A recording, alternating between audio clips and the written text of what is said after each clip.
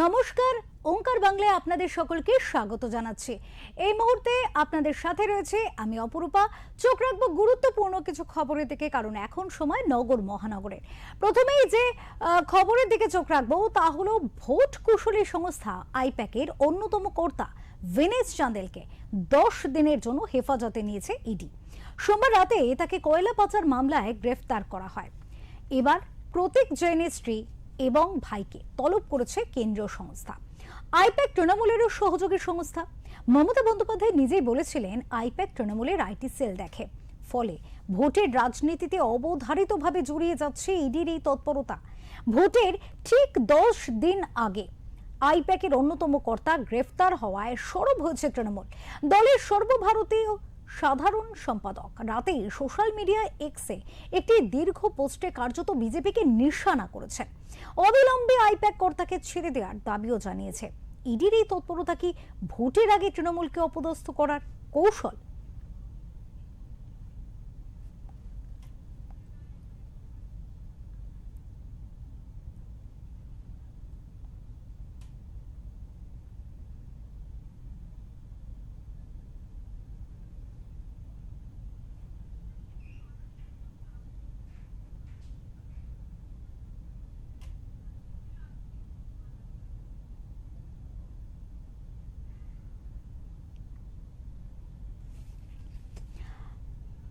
এই বিষয় নিয়ে কথা বলবো। আমাদের সাথে রয়েছেন বিশ্বজিৎ হালদার, আমাদের প্রতিনিধি নিউজ রুম থেকে সরাসরি আমরা কথা বলবো। আমরা জানার চেষ্টা করব, বোঝার চেষ্টা করব। বিশ্বজিৎ, নির্বাচনের আগে রাজ্য রাজনীতিতে একের পর এক ইস্যু, আর এই ইস্যুতে এবার নাম জড়িয়েছে আইপ্যাকেরও। আইপ্যাকের সাথে ইডির বা আইপ্যাকের প্রতি ইডির এই যে বলা যেতে পারে একেবারে তৎপরতা, এটা কি কোথাও গিয়ে ভোটের আগে তৃণমূলকে অপদস্থ করার একটা কৌশল জানিয়ে ইতিমধ্যে আলোচনা শুরু হয়েছে? দেখো, আইপ্যাকের অন্যতম কর্ণধার তিনি গ্রেপ্তার হওয়ার পর থেকে কিন্তু তৃণমূল কংগ্রেসের পক্ষ থেকে কিন্তু অভিষেক বন্দ্যোপাধ্যায় থেকে মমতা বন্দ্যোপাধ্যায় পর্যন্ত এই ইস্যুতে কিন্তু সরব হচ্ছেন। তাদের যেটা অভিযোগ যে ইডি কার্যত বিধানসভা নির্বাচনের আগে বিজেপিকে সুবিধা করে দিতে বা বিজেপি কোনোভাবে ইডিকে কাজে লাগিয়ে, এই অভিযোগটা তো তৃণমূল বারবারই করে যে ইডি সিবিআই কেন্দ্রীয় যে তদন্তকারী সংস্থাগুলো রয়েছে সেই সংস্থাগুলোকে ঠিক বিরোধীদেরকে কণ্ঠরোধ করার জন্য বিজেপি ব্যবহার করেন। এবং ভোটের আগে আগে যখন মাত্র 10 দিন বাকি, রাজ্যের বিধানসভা নির্বাচনের মাত্র 10 দিন, প্রথম দফার যে ভোট সেই ভোটটা বাকি, তার আগে যখন প্রতীক জৈনের বা অন্যতম আইপ্যাকের যে অন্যতম প্রতিষ্ঠাতা বা কর্ণধার তাকে যখন গ্রেপ্তার করা হলো এবং নির্দেশ অনুযায়ী যে হাইকোর্ট দিল্লির যে পাটিয়ালা কোর্ট যে নির্দেশ দিয়েছে 10 দিন তাকে হেফাজতে নেওয়ার নির্দেশ দিয়েছে, ইডি 10 দিন হেফাজতে পেয়েছে। এবারে এই যে ঘটনাটা, এই ঘটনার জন্য কিন্তু সম্পূর্ণ রাজনীতি রয়েছে বলে মনে করছে তৃণমূল। ইতিমধ্যে অভিষেক বন্দ্যোপাধ্যায় এক্স হ্যান্ডেলে তিনি যে টুইট করে প্রতিবাদ জানিয়েছেন। তিনি বলছেন যে ভয়ের পরিবেশ তৈরি করা হচ্ছে, বিরোধীদেরকে কোথাও কণ্ঠরোধ করার চেষ্টা করা হচ্ছে।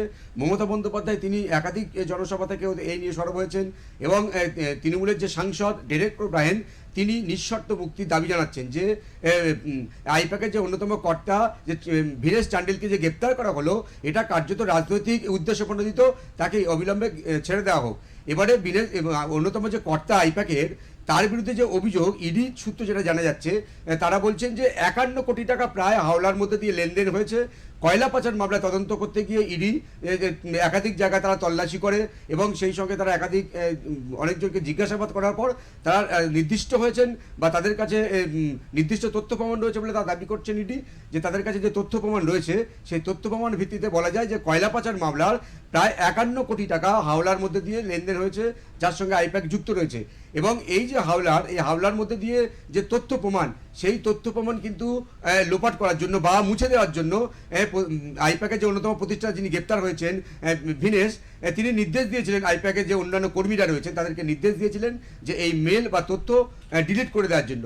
এজন্যই কিন্তু যে তথ্য প্রমাণ লোপাট এবং আর্থিক বা টাকা পাচারের যে অভিযোগ, সেই অভিযোগে কিন্তু তাকে গ্রেপ্তার করা হয়েছে, এটা ইডির পক্ষ থেকে দাবি করা হচ্ছে।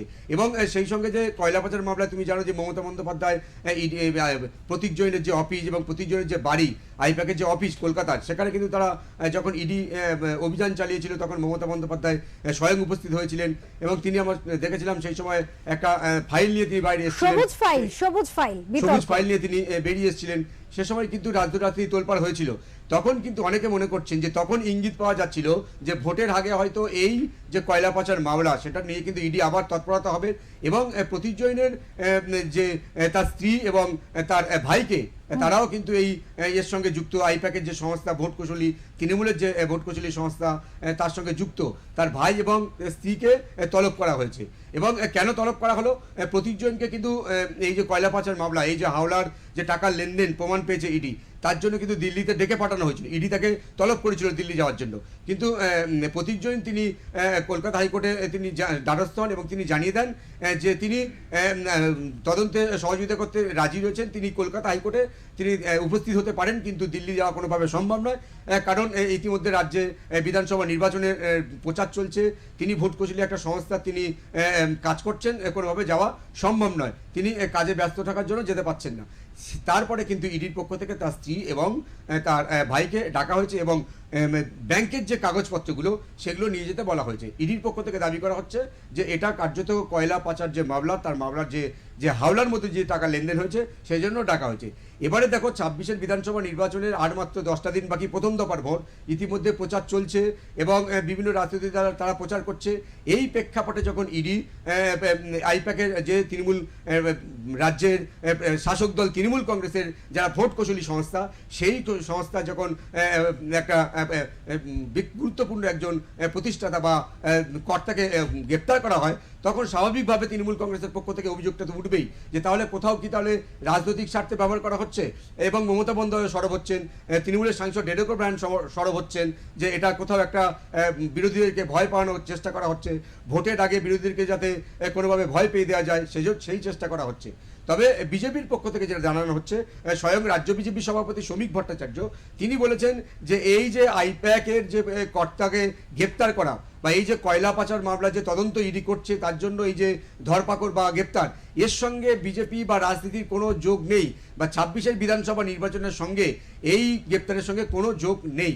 তবে তৃণমূলের যেটা অভিযোগ, যেটা তারা বারবার বলে থাকেন যে এবারেও সেটা তার একই অভিযোগ যে যেহেতু সামনে ভোট, তাই তৃণমূলকে ভয় পাওয়ানোর জন্য বা প্রশান্ত কিশোরের বা প্রতীক জৈনের যে আইপ্যাক, সেই আইপ্যাককে কোথাও ভয় পাওয়ানোর জন্য এই ধরনের কাজ করছে কার্যত ইডিকে ব্যবহার করে বিজেপি। অপরূপা, বিশ্বজিৎ, এখানে তো আরো একটি বিষয় উঠে আসছে, যেটা বলা হচ্ছে যে তৃণমূলের তরফ থেকে যেমনটা অভিযোগ থাকে যে প্রত্যেকবারই নির্বাচনের আগে কিন্তু দেখা যাচ্ছে যে কেন্দ্রীয় যে সংস্থাগুলি, তদন্তকারী সংস্থাগুলি রয়েছে, তাদের একটা আনাগোনা একটু বেশি বা তৎপরতা একটু বেশি বেড়ে যায়। এবারও কিন্তু একেবারে সেই দৃশ্যই কিন্তু বঙ্গবাসী দেখছে। এবার যেহেতু সরাসরি আইপ্যাকের কথায় আসছি, তাহলে সেই জায়গা থেকে দাঁড়িয়ে এসআইআর ইস্যু সহ একাধিক ইস্যুতে কিন্তু ইতিমধ্যেই একেবারে বলা যেতে পারে জাল বিছিয়ে জালে জড়িয়ে ফেলার একটা প্রয়াস কিন্তু দেখা যাচ্ছে শাসক দলের ক্ষেত্রে। শাসক দল এমনি বিভিন্ন দিক থেকে ঘিরে রাখা হয়েছে, বলা যেতে পারে কেন্দ্রীয় নেতৃত্বদের আসা যাওয়া থেকে শুরু করে সমস্তটাই। এরই মাঝে যারা ভোট কুশলী, অর্থাৎ এতদিন তৃণমূলকে কৌশলে দেখিয়েছেন বা কৌশলের পথ দেখিয়েছেন, তাদের এইভাবে যদি একটা কোথাও গিয়ে হ্যারাসমেন্টের মুখে ফেলা হয় বা তাদের ব্যস্ততার দিকে তাদের নজর ঘুরিয়ে দেওয়ার একটা চেষ্টা করা হয়, তাহলে কি কোথাও গিয়ে আরো অনেকটা ব্যাকফুটে চলে যেতে পারে তৃণমূল? দেখো, শুধু আইপ্যাকের যে কর্তা তাকে কিন্তু, বা আইপ্যাকের যে অন্যতম কর্ণধার তাকে কিন্তু গ্রেপ্তার শুধু নয়, আমরা দেখেছি যে কিছুদিন আগে বাংলার যে মন্ত্রী, খাদ্যমন্ত্রী যে রতিন ঘোষ এবং সেই সঙ্গে সুজিত বসু, তাকেও কিন্তু তলব করা হয়েছিল। আমরা দেখেছিলাম যে এই যে তলব করা, এটাকেও কিন্তু তৃণমূল কংগ্রেস তারা রাজনৈতিক চরিতার্থ করতে বিজেপি ইডিকে ব্যবহার করছে বলে বা এই সিবিআইকে ব্যবহার করছে বলে তারা অভিযোগ করেছিল। এবং তারপরে এই আইপ্যাকের যে কর্ণধার তাকে গ্রেপ্তার করা। এবার প্রশান্ত কিশোরের যে আইপ্যাক, তার সঙ্গে কিন্তু এবারে যে প্রতীক জৈন, এই প্রতীক জৈন, প্রশান্ত কিশোর যখন তিনি আইপ্যাকের দায়িত্ব ছিলেন, তখন কিন্তু 2021-এর বিধানসভা নির্বাচনে তখন প্রশান্ত কিশোর ছিলেন, তখন থেকে কিন্তু তৃণমূল কংগ্রেসের সঙ্গে আইপ্যাকের একটা সম্পর্ক।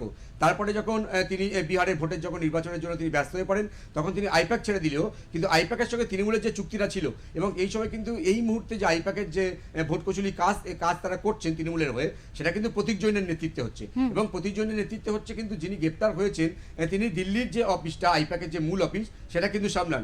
এবং তুমি দেখো যে গোয়াতে, এবং যে তৃণমূল কংগ্রেস যখন গোয়াতে তারা বিধানসভা নির্বাচনে যখন লড়াই করতে গিয়েছিল তখন কিন্তু দিল্লির যে আইপ্যাক এবং যে ভিনিস চ্যান্ডিল যাকে গ্রেপ্তার করা হয়েছে তিনি কিন্তু তৃণমূল কংগ্রেসের হয়ে ওই গোয়াতে কিন্তু দায়িত্বে ছিলেন, প্রচারের দায়িত্বে ছিলেন তৃণমূল কংগ্রেসের ভোট কৌশলী হিসাবে। এবং তারপরে এই যে কয়লা পাচার মামলা বা এই যে কয়লা পাচার মামলার যে 51 কোটি টাকা যে লেনদেন, এই 51 কোটি টাকা লেনদেনের যে হদিশ ইডির কাছে কিন্তু তথ্য প্রমাণ রয়েছে। ইডি যেটা দাবি করছে যে তাদের কাছে এই যে 51 কোটি টাকা এই যে হাওলার মধ্যে যে লেনদেন হয়েছে সেই হাওলার লেনদেনের প্রমাণ লোপাট করার জন্য এই ভিনিস চ্যান্ডেল তিনি কিন্তু নির্দেশ দিয়েছিলেন, তৃণমূল আইপ্যাকের যে কর্মীরা রয়েছেন তাদেরকে নির্দেশ দিয়েছিলেন, অর্থাৎ তথ্য লোপাট এবং সেই সঙ্গে টাকা পাচার, এই দুটি মামলায় কিন্তু তাকে গ্রেপ্তার করা হয়েছে। এবার তাকে যে 10 দিন হেফাজতে নেওয়া হয়েছে তারপর জিজ্ঞাসা করার পর কিন্তু আরও পরপর ইডি হয়তো তথ্য সামনে আনবেন। তবে তৃণমূল কংগ্রেসের যেটা অভিযোগ বারবার তারা করছিলেন যে আজকের যে এই যে গ্রেপ্তার বা এই যে তাদের যে হেফাজতে নেওয়া এবং প্রশান্ত কিশোরের বা প্রতীক জৈনের এই যে স্ত্রী এবং তার ভাইকে ডেকে পাঠানো, এই সব কিছু মিলে কিন্তু একটা ভয়ের পরিবেশ তৈরি করার যে অভিযোগ তৃণমূল কংগ্রেস করছে সেটা 26-এর বিধানসভা নির্বাচনে কতটা প্রভাব পেলে সেটা কিন্তু অন্য বিষয়। কারণ তুমি দেখো এর আগেও কিন্তু 21-এর বিধানসভা নির্বাচনে দেখেছিলাম যে এই ধরনের ঘটনা ঘটেছিল, লোকসভা নির্বাচনেও কিন্তু আমরা দেখেছিলাম ইডি সিবিআইয়ের এই তৎপরতা ছিল। তারপরেও কিন্তু যখন ভোট হয় সেই ভোটে কিন্তু তৃণমূল কংগ্রেসের যে ফলাফল সেটা কিন্তু কোথাও বদলায়নি, বরঞ্চ তাদের ভোট শতাংশ বেড়েছিল। এবার তৃণমূল কংগ্রেস যেটা বলছে যে যত করে বিজেপি বা এই কেন্দ্রীয় এজেন্সিকে দিয়ে ব্যবহার করে যত তৃণমূলকে ভয় পাওয়ানোর চেষ্টা করবে তাদের কিন্তু কর্মী সংখ্যা আরো উচ্ছ্বসিত হবেন এবং তাদের লড়াইটা আরো মজবুত হবে। তবে এখানেই তোমাকে আরো একটি প্রশ্ন রাখবো যে নির্বাচনের আগে আগে এই ধরনের একটি ইডি বলো বা আগেও আমরা দেখেছি সিবিআই এর যে তৎপরতা, কোথাও গিয়ে বিশেষ করে ইডির তৎপরতা যখনই আসে তখনই একটা শব্দ ভীষণভাবে জড়িয়ে যায়, যা হচ্ছে দুর্নীতি। সেটা রেশন দুর্নীতি হতে পারে, নিয়োগ দুর্নীতি হতে পারে বা বিভিন্ন আনুষঙ্গিক, যেটা এই মুহূর্তে আইপ্যাকের ওপরে রয়েছে যে হাওলায় টাকা এদিক ওদিক হয়েছে, তো সেই বিষয় নিয়ে। তো এই যে দুর্নীতি ইস্যুটাকে কি কোথাও গিয়ে সামনে আনার ফলে আর মাত্র যেমনটা বললে 9 থেকে 10 দিন মাত্র বাকি রয়েছে ভোটের নির্বাচনে, প্রভাব কি আদৌ পড়তে পারে? কারণ এবার 2026-এর নির্বাচনটা কিন্তু অন্যান্য নির্বাচনের থেকে অনেকটাই আলাদা। একদমই, দেখো একদিকে যখন এসআইআর এর পর প্রায় 51 লক্ষ ভোটার বাদ পড়ে গেছে, সেটা যেমন একটা অবশ্যই করে একটা বড় ইস্যু এবং সেই সঙ্গে দুর্নীতির যে ইস্যুটা সেটাও কিন্তু বিজেপি বারবার তারা হাতিয়ার করছেন যে তৃণমূলের সময়ে রাজ্যে এই যে চাকরি দুর্নীতি, রেশন দুর্নীতি বা খাদ্য কেলেঙ্কারি, সেই সঙ্গে বালি পাচার, কয়লা পাচার, এই যে দুর্নীতি যে সিন্ডিকেট সেটা সম্পূর্ণ তৃণমূলের উপরতলার যে নেতারা রয়েছে তাদের নেতৃত্বে কার্যত এই দুর্নীতিগুলো হয়েছে। এবং আরজি করের ঘটনা, এই সমস্ত ঘটনাগুলো তৃণমূলকে তারা অস্ত্র হিসাবে তৃণমূলের বিরুদ্ধে 26-এ তারা যেমন ব্যবহার করছে, সেই সঙ্গে এই দুর্নীতিগুলো যাতে নতুন করে আবার প্রচারে আনা যায় বা তৃণমূলকে আরও অস্বস্তিতে ফেলানো যায়, সেই কৌশলটা হয়তো বিজেপি তারা ইডি সিবিআইকে ব্যবহার করে নিচ্ছে। এই অভিযোগটা তৃণমূলের প্রথম থেকে ছিল। আজও তারা বলছেন যে 21-এর বিধানসভা নির্বাচনে যেমন তারা দুর্নীতি এবং কেন্দ্রীয় তদন্তকারী সংস্থাকে ব্যবহার করেছিল তৃণমূলকে পরাস্ত করতে, এবারেও 26-এর বিধানসভা নির্বাচনে এই দুর্নীতি এবং বিশেষ করে চাকরি দুর্নীতি এবং সেই সঙ্গে আরজি কর এবং এই যে কয়লা পাচার মামলার যে দুর্নীতি সেটা তারা বেশি করে গুরুত্ব দিচ্ছে। কারণ তৃণমূল কংগ্রেসের বিরুদ্ধে তাদের এই প্রথম এই অস্ত্র যে তাদের দুর্নীতিকে হাতিয়ার করে তৃণমূল কংগ্রেসকে তারা নিশানা করবে এবং সেই সঙ্গে রাজ্যের যে উন্নয়নের যে টাকাগুলো কেন্দ্রে বারবার আটকে দিচ্ছে বলে তৃণমূল অভিযোগ করে, এই ইস্যুটাকে তারা সামনে আনছে। অর্থাৎ তৃণমূলকে 26-এ পরাস্ত করতে বিজেপির হাতিয়ার যে দুর্নীতি এবং সেই সঙ্গে কেন্দ্রের যে টাকা তারা পাঠিয়েছিল কেন্দ্র থেকে সেই টাকা খরচ না করা এবং এই যে কয়লা পাচার মামলা এবং বালি পাচার বা গরু পাচার মামলার যে বিষয়গুলো ইডিকে দিয়ে বা সিবিআইকে দিয়ে কাজে লাগিয়ে আবার নতুন করে ইস্যুকে আবার সামনে আনার কৌশল নিয়েছে বিজেপি। তৃণমূলের এটা অভিযোগ। তবে ভোটে কতটা প্রভাব পড়বে সেটা সময় বলবে। কারণ আমরা দেখেছিলাম যে এই দুর্নীতির একাধিক অভিযোগ সামনে আসার পরেও আমরা দেখেছিলাম যে পার্থ চট্টোপাধ্যায় গ্রেপ্তার হয়েছেন, জ্যোতিপ্রিয় মল্লিক গ্রেপ্তার হয়েছেন। তারপরেও যখন আমাদের রাজ্যে 6টা বিধানসভা উপনির্বাচন হয়েছিল, সেই 6টি বিধানসভা উপনির্বাচনে কিন্তু তৃণমূল কংগ্রেস জিতেছিল এবং তাদের ভোটের ব্যবধান বেড়েছিল। এবারে 26-এ এটা কত প্রভাব পেলে সেটা সময় বলবে। অপরূপা, অনেক ধন্যবাদ বিশ্বজিৎ, তোমাকে অনেক ধন্যবাদ আমাদের সুন্দর করে সুচারুভাবে এই বিষয়ে যথেষ্ট বিশ্লেষণমূলক একটি তথ্য তুলে ধরার জন্য।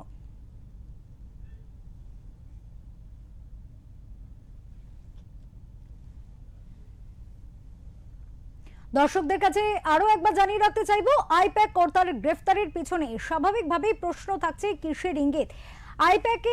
আইপ্যাকের ওপরে কিন্তু ইডির নজরদারি এবং তারপরে কিন্তু আইপ্যাক কর্তার গ্রেফতার।